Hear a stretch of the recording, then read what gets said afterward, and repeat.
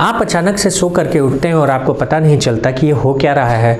आपके नज़दीकी के लोग या खुद आपने भी ये लक्षण देखा होगा कि कभी कभी अचानक से कोई भी वृद्ध हैं या कोई युवा हैं, उन्हें हाथ काम नहीं करते, हाथ उठता है, बोलते हैं कि मेरा हाथ नहीं उठ रहा अचानक से, या पैरों में कमजोरी आती, पैर नहीं उठता, अचानक से ये हो सकता है ठंड के महीने में विशेषकर।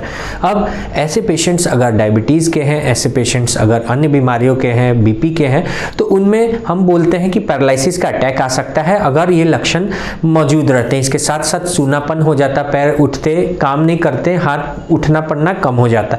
जनरली कॉन्ट्रालेटरल साइड पर ये होता है, यानी जो ब्रेन में जिस साइड क्लॉट या हेमरेज हो उसके अपोजिट डायरेक्शन के हाथ और पैर काम नहीं करते। ये एक मोटे भाषा में आपको समझाऊं तो स्वास्थ्य क्रांति के तहत हमारे इस वीडियो में, जिसका शीर्षक होता है सिर्फ 3 मिनट सुधारे आपके सेहत, आज हम बात करेंगे स्ट्रोक की। स्ट्रोक में ब्रेन स्ट्रोक मेनली इस्चेमिक और हेमरेजिक हो सकता है। अब आज हम जो शीर्षक पे बात करेंगे वो है इस्चेमिक स्ट्रोक। अब एक इमरजेंसी में अगर अचानक से कहीं कोई बेहोश हो जाए, हाथ पैर उसके काम ना करें, बिल्कुल उठे नहीं, होश में भी रहे लेकिन हाथ पैर ना उठे, तो इससे हम घबरा जाते हैं कि इन्हें पैरालिसिस का स्ट्रोक हो सकता है, सोचते भी हैं। लेकिन करना क्या है, ये वीडियो उसी के लिए है। पैनिक नहीं करें। सबसे पहले बीपी नापें। पेशेंट्स को कभी भी ये ध्यान ना दें कि पेशेंट को लेटे लेटे कुछ खिलाएं, कुछ पिलाएं या उसे ज़्यादा से ज़्यादा बुलवाएं, कोशिश करें हर चीज़ का सवाल पूछें, ऐसा बिल्कुल नहीं करना। पेशेंट को आराम से लेटे रहने दें, थोड़े से उसके सर को उठा लें, हाथ और पैर जो काम नहीं करें उसे छेड़ने की कोशिश ना करें, जैसे वो है उसे रेस्ट पे रहने दें। कोशिश ये करें कि बीपी देखिए। बीपी देखते समय जिस हाथ में हाथ उठ नहीं रहा उस हाथ का बीपी मत देखिए, जो हाथ काम कर रहा है उस हाथ का देखिए।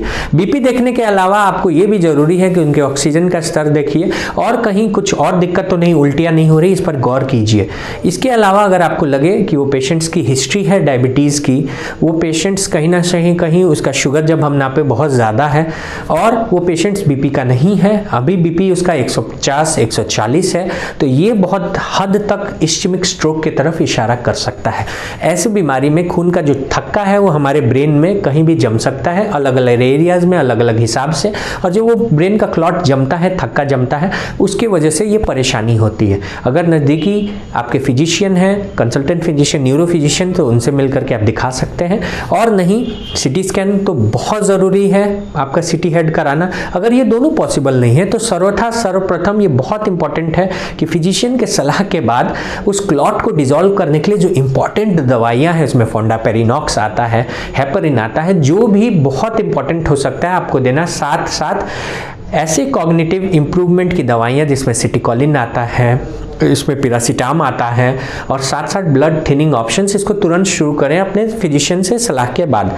समय रहते अगर 6 से 8 घंटों के अंदर ऐसे मरीज की ट्रीटमेंट शुरू हो जाती है क्लॉट डिसॉल्विंग ट्रीटमेंट के साथ साथ उसके ब्रेन के जो रेसिडुअल कॉग्निटिव इंपेयरमेंट है उसे करेक्शन करने का, यानी ब्रेन के पावर को मेंटेन रखने की दवाइयाँ, विटामिन चलने लगती हैं, तो हो सकता है कि उसके स्ट्रोक को, उसके पैरालिसिस को बहुत हद तक कंट्रोल करके एक नॉर्मल लाइफ दिया जा सके। दिक्कत वही होती है जब हम स्ट्रोक को पहचानने में देर करें, जब उसके इलाज में देर हो और हम मिसमैनेजमेंट करें, उसके स्ट्रोक को बहुत देर कर दें डॉक्टर से मिलने में।